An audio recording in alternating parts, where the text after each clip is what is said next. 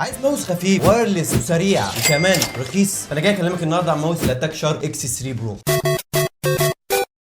اول حاجه عندنا في الماوس ده وهي المستشعر، وبيجي بدقه 26000 دي بي اي زائد 650 اي بي اس. زائد كمان عندك في الماوس ده 3 اوضاع اتصال سواء بلوتوث او ال 2.4 جيجا هرتز او الوصل عادي اليو اس بي سي. كمان الماوس ده وزنه خفيف جدا وتقريبا بيجي بوزن 59 جرام 60 جرام حاجه زي كده، ومعدل بولينج بيوصل فيه ل 8000 جيجا هرتز. زائد كمان ان السويتشات بتاعت الماوس ده بتيجي بعمر طويل جدا، ممكن توصل ل 80 مليون كليك حرفيا. فالماوس ده بيديك اداء خرافي بالنسبه للسعر. الطعابة والحلاوة دي أقسم بالله. والماوس ده بيجي تحت تقريبا ال 3000 جنيه بحاجات بسيطه. إيه القرف ده يا جدعان؟ في إيه؟ بس مش كل حاجه مثاليه وكل حاجه متكامله، فالماوس ده فيه شويه مشاكل، الا ان الماوس ده مش كل النسخ زي بعضها. يعني ممكن تلاقي نسخه من الماوس ده في مكان تاني بكواليتي اعلى وخامات انضف. هتقول لي ازاي؟ اقول لك معرفش، الشركه عندها عنصريه تقريبا.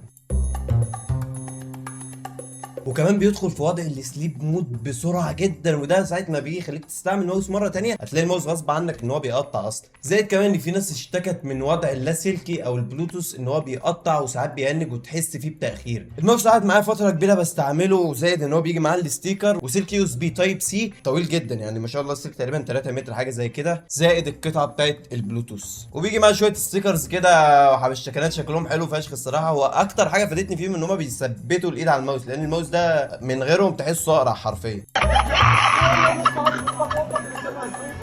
حاسس ان انا بعد ما استعملت الماوس ده فتره كبيره، حاسس ان الماوس السنسور بتاعه ساعات بيخرب فجاه، الاقيني بصيت لفوق بصيت لتحت وانا بلعب العاب شوتر. ما اعرفش بقى هل هذا من الرزع اللي انا برزعه له.